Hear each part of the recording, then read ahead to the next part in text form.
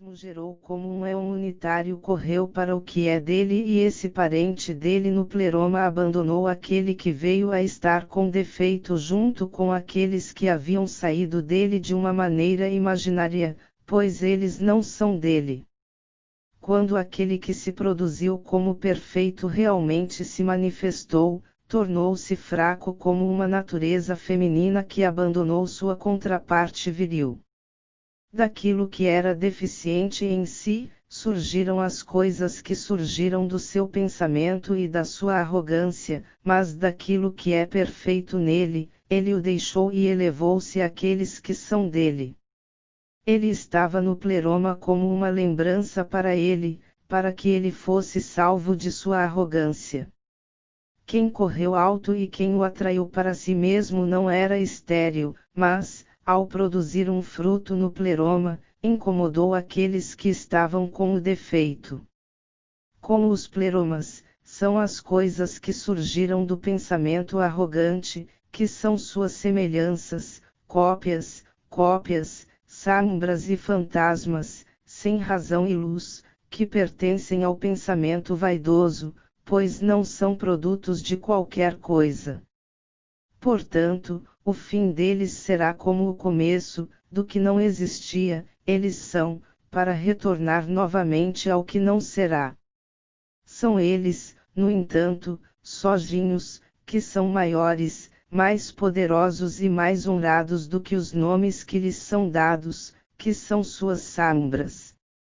À maneira de um reflexo, eles são lindos. Pois a face da cópia normalmente tira sua beleza daquela da qual é uma cópia. Eles pensaram em si mesmos que são seres que existem por si mesmos e que não têm uma fonte, uma vez que não veem mais nada antes deles. Portanto, eles viveram em desobediência e atos de rebelião, sem se humilharem diante daquele por quem eles surgiram. Eles queriam comandar um ao outro, superando-se em sua vã ambição, enquanto a glória que eles possuem contém uma causa do sistema que deveria ser. São semelhanças das coisas que são exaltadas. Eles foram levados a um desejo de poder em cada um deles, de acordo com a grandeza do nome de que cada um é uma sombra, cada um imaginando que é superior aos seus semelhantes. O pensamento desses outros não era estéril, mas como aqueles de que são sombras, tudo o que pensavam ter filhos potenciais, aqueles de quem eles pensavam ter filhos. Por isso, aconteceu que muitos filhos surgiram deles, como combatentes, como guerreiros, como criadores de problemas, como apóstatas.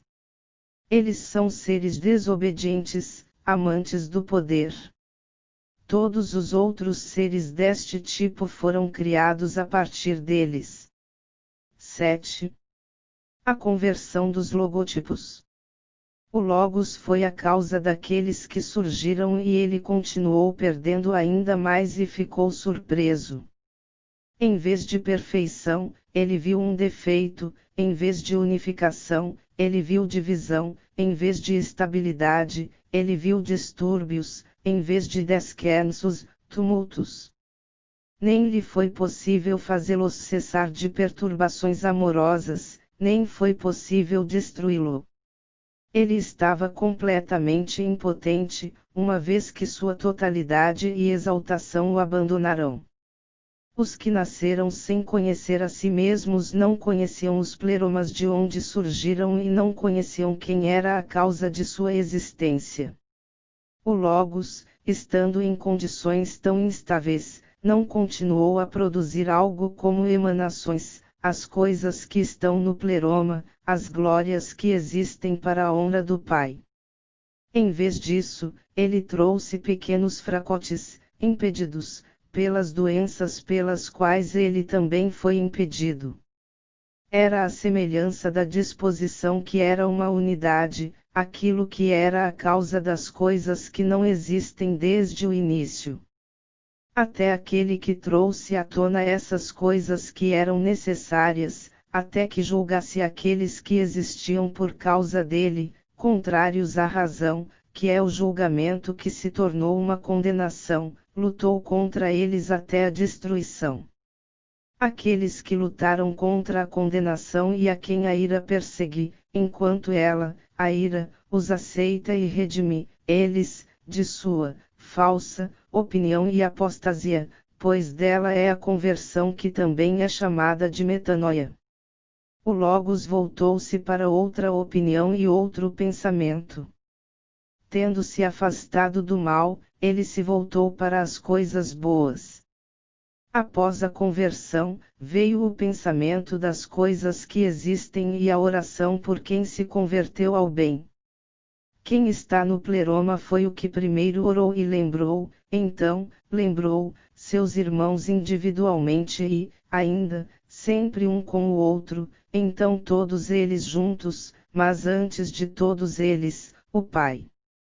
A oração do acordo foi uma ajuda para ele em seu próprio retorno e, da totalidade, pois uma causa de sua lembrança daqueles que existiram desde o início foi sua lembrança. Este é o pensamento que chama de longe, trazendo-o de volta.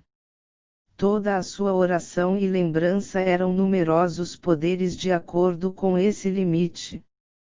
Pois não há nada estéril em seu pensamento. Os poderes eram bons e eram maiores que os da semelhança. Para aqueles que pertencem à semelhança também pertencem a uma natureza de falsidade. De uma ilusão de semelhança e um pensamento de arrogância, surgiu aquilo em que se tornaram. E eles se originam do pensamento que os conhecia primeiro. A que pertencem os antigos seres. São como o esquecimento e sono pesado, sendo como aqueles que sonham sonhos conturbados, para quem o sono vem enquanto eles, aqueles que sonham, são oprimidos. Os outros são como algumas criaturas de luz para ele, procurando o nascer do sol, pois aconteceu que viram nele sonhos verdadeiramente doces. Imediatamente interrompeu as emanações do pensamento. Eles não tinham mais sua substância e também não tinham mais honra. Embora ele não seja igual aos que já existiam, se eram superiores às semelhanças, era ele sozinho, por meio de quem eles eram mais exaltados do que aqueles, pois não eram de uma boa intenção. Não foi pela doença que surgiu que elas foram produzidas, da qual é a boa intenção, mas, por aquele que buscou o preexistente. Depois de orar, ele se elevou ao bem e semeou uma predisposição a buscar e orar ao glorioso preexistente, e semeou neles um pensamento sobre ele e uma ideia, para que eles pensassem que algo maior que eles existe antes deles, embora eles não entendissem o que era. Gerando harmonia e amor mútuo através desse pensamento, eles agiram em unidade e unanimidade, pois, a partir da unidade e da unanimidade, eles receberam seu próprio ser.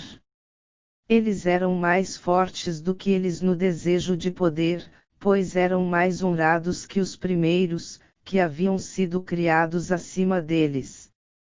Aqueles não se humilharão. Eles pensavam sobre si mesmos que eram seres originários de si mesmos e que não tinham fonte. Quando surgiram a princípio de acordo com seu próprio nascimento, as duas ordens se agredirão, lutando pelo comando por causa de sua maneira de ser. Como resultado, eles foram submersos em forças e naturezas de acordo com a condição de ataque mútuo, tendo desejo pelo poder e por todas as outras coisas desse tipo. É a partir deles que o amor vandaglória atrai todos eles ao desejo do desejo de poder, enquanto nenhum deles tem o pensamento exaltado nem o reconhece. Os poderes desse pensamento são preparados nas obras dos preexistentes, dos quais eles são as representações. Pois a ordem daqueles desse tipo tinha harmonia mútua, mas lutava contra a ordem dos semelhanças, enquanto a ordem dos semelhanças travava guerra contra as representações e agia contra ela sozinha, por causa de sua ira. A partir disso, eles, uns aos outros, muitas necessidades os designarão, e poderiam prevalecer, não era uma multidão, e sua inveja e sua ira e violência e desejo e ignorância predominante produzem assuntos e poderes vazios de vários tipos, misturados em grande número um com o outro, enquanto a mente do Logos, que foi a causa de sua criação. 8. A emanação do Salvador. O Logos que se moveu tinha a esperança e a expectativa daquele que é exaltado. Quanto aos da sombra, ele se separou deles em todos os aspectos, pois eles lutam contra ele e não são de todo humildes diante dele. Ele estava contente com os seres do pensamento. E quanto àquele que está estabelecido dessa maneira e que está dentro dos limites exaltados, lembrando-se daquele que está com defeito, o Logos o trouxe de maneira invisível, entre aqueles que surgiram de acordo com o pensamento, segundo aquele que estava com eles, até que a luz brilhasse sobre ele como um salva-vidas, aquele que foi gerado pelo pensamento de amor fraterno dos preromas existentes.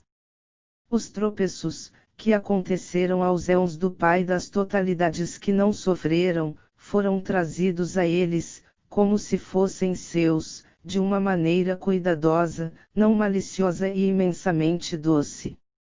Foi trazido para as totalidades para que eles pudessem ser instruídos sobre o defeito pelo único, de quem todos eles receberam forças para eliminar os defeitos.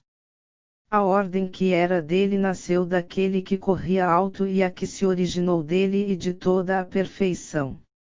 Aquele que subiu ao alto tornou-se aquele que estava com defeito, intercessor da emanação dos éons que haviam surgido de acordo com as coisas que existem. Quando ele orou a eles, eles consentiram com alegria e vontade, uma vez que estavam de acordo e com consentimento harmonioso, para ajudar o defeituoso. Eles se reuniram, pedindo ao Pai com intenção benéfica que houvesse ajuda do alto, do Pai, para sua glória, já que o defeituoso não poderia se tornar perfeito de nenhuma outra maneira, a menos que fosse a vontade do pleroma do Pai, que ele havia atraído para si mesmo, revelado, e dado ao defeituoso. Então, da harmonia, em uma disposição alegre que havia surgido, eles produziram o fruto, que era um fruto da harmonia, uma unidade, uma possessão das totalidades, revelando o semblante do Pai, de quem os éons pensavam. Como eles deram glória e oraram pedindo ajuda a seu irmão, com um desejo no qual o Pai se contava com eles. Assim, foi voluntária e contente que eles produzissem o fruto. E ele manifestou o acordo da revelação de sua união com eles, que é seu Filho amado. Mas o Filho em quem as totalidades estão satisfeitas se veste como uma roupa, através da qual aperfeiçoa a pessoa defeituosa, e confirma os que são perfeitos. Aquele que é chamado apropriadamente de Salvador e Redentor e o bem-agradável e amado, aquele a quem as orações foram oferecidas e o Cristo e a luz dos designados, de acordo com aqueles de quem ele foi criado, desde que ele se tornou o nome dos cargos que lhe foram dados. No entanto, que outro nome pode ser aplicado a ele, exceto o Filho, como dissemos anteriormente, já que ele é o conhecimento do Pai, a quem ele queria que eles soubessem. Os éons não apenas geraram o semblante do Pai a quem louvarão, que foi escrito anteriormente, mas também geraram os seus, pois os éons que dão glória geraram seu semblante e seu rosto. Eles foram produzidos como um exército para ele, como para um rei, uma vez que os seres do pensamento têm uma poderosa comunhão e uma harmonia entrelaçada. Eles surgiram de uma forma multifacetada, para que aquele a quem fosse prestada ajuda pudesse ver aqueles a quem ele havia orado por ajuda. Ele também vê quem o deu a ele. O fruto do acordo com ele, do qual falamos anteriormente, está sujeito ao poder das totalidades. Pois o Pai estabeleceu as totalidades dentro dele, tanto as que já existem como as que são e as que serão. Ele era capaz de fazê-lo. Ele revelou aqueles que ele havia colocado dentro dele. Ele não os deu quando os confiou a ele. Ele dirigiu a organização do universo de acordo com a autoridade que lhe foi dada desde o início e, de acordo com o poder da tarefa. Assim, ele começou e efetuou sua revelação. Aquele em quem o Pai é e aquele em que as totalidades são criadas foi criado antes daquele que não tinha visão. Ele o instruiu sobre aqueles que buscavam a visão, por meio do brilho daquela luz perfeita. Ele primeiro o aperfeiçoou em uma alegria inefável. Ele o aperfeiçoou como perfeito e também deu o que é apropriado para cada indivíduo. Pois esta é a determinação da primeira alegria.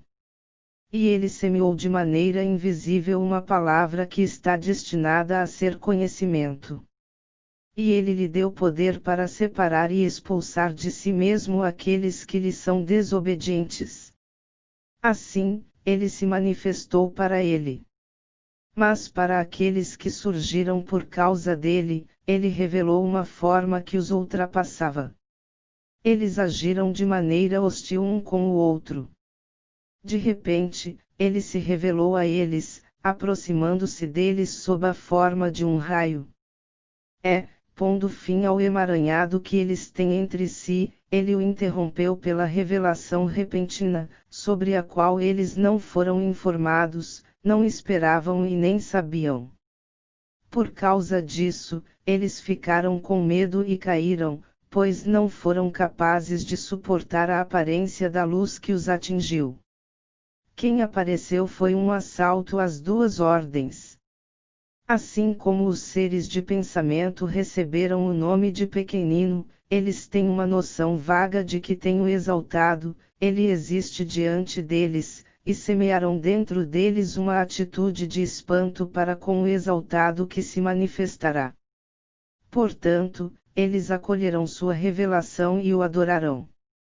Eles se tornaram testemunhas convencidas dele.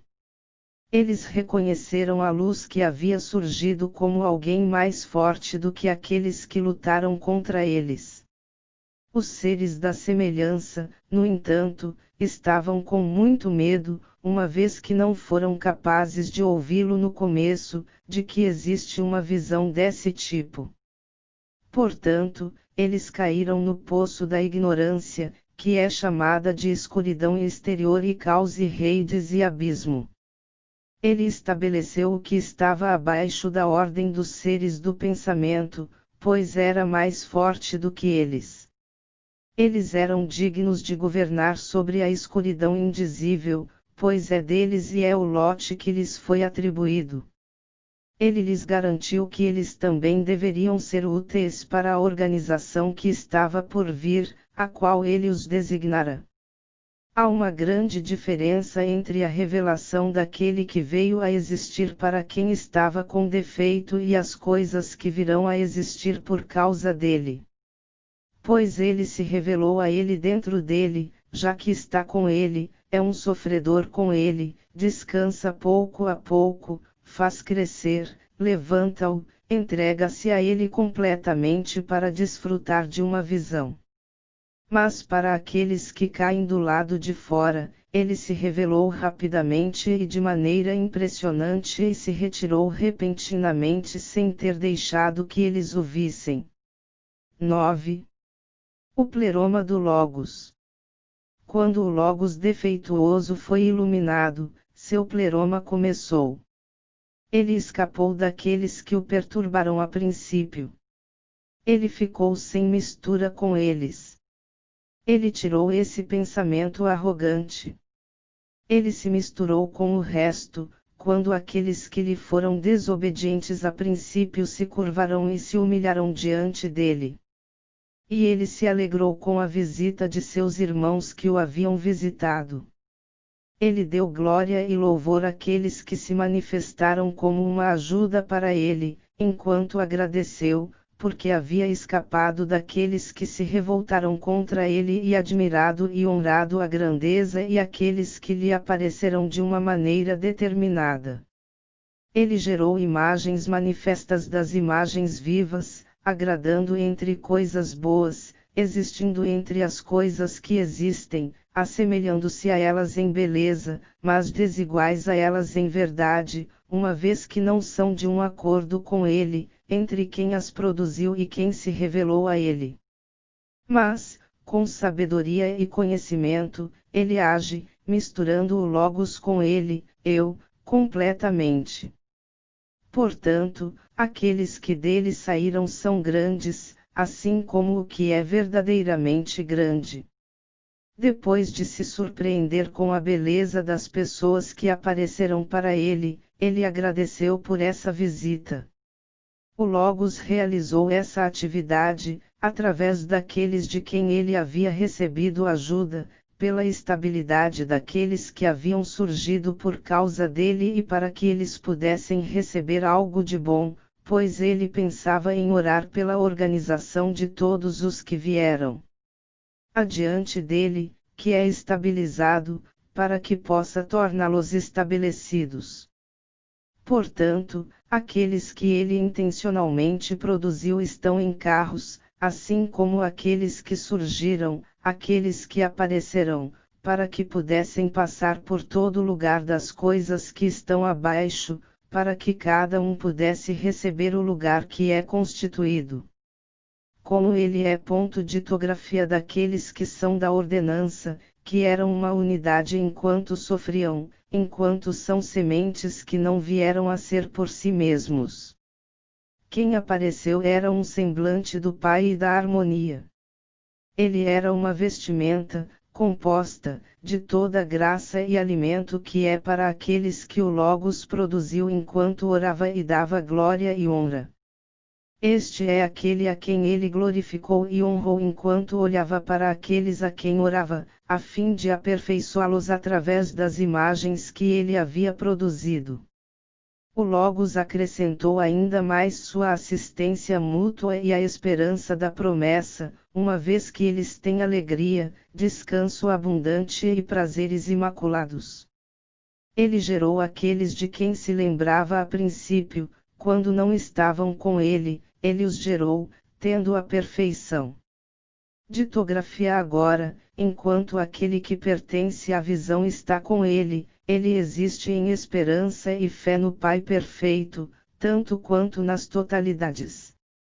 Ele aparece antes de se misturar com ele, para que as coisas que surgiram não pereçam olhando a luz, pois não podem aceitar a grande e exaltada estatura. O pensamento do Logos, que havia retornado à sua estabilidade e governado sobre os que haviam surgido por causa dele, foi chamado de Ian em lugar de todos aqueles a quem ele criou de acordo com a ordenança, e também é chamado de Sinagoga da Salvação, porque ele o curou da dispersão, que é o pensamento multiforme, e retornou ao pensamento único. Da mesma forma, é chamado de armazém, por causa do restante que ele obteve, dando, para ele, sozinho. E também é chamado de noiva, por causa da alegria daquele que se entregou a ele na esperança de frutos da união, e que apareceu a ele. Também é chamado de reino, por causa da estabilidade que ele recebeu, enquanto se alegra com o domínio sobre aqueles que lutaram com ele. E é chamado a alegria do Senhor, por causa da alegria com que ele se vestiu. Com ele está a luz, dando-lhe recompensa pelas coisas boas que estão nele e, com ele, o pensamento de liberdade. O éon de que falamos anteriormente está acima das duas ordens daqueles que lutam entre si. Não é companheiro de quem detém domínio e não está implicado nas doenças e fraquezas, coisas pertencentes ao pensamento e à semelhança. Aquilo em que o Logos se estabeleceu, perfeito em alegria, era um éon, tendo a forma da matéria, mas também tendo a constituição da causa, que é quem se revelou. O Ian era uma imagem daquelas coisas que estão no pleroma, daquelas coisas que surgiram a partir da abundância do gozo daquele que existe com alegria. Além disso, o semblante de quem se revelava estava na sinceridade, na atenção e na promessa relativa às coisas pelas quais ele pedia. Tinha a designação do Filho e sua essência, seu poder e sua forma, quem era quem ele amava e em quem estava satisfeito, que era suplicado de maneira amorosa. Era leve e era um desejo a ser estabelecido, uma abertura para a instrução e um olho para a visão, qualidades que possuía dos exaltados. Também era sensato o seu pensamento.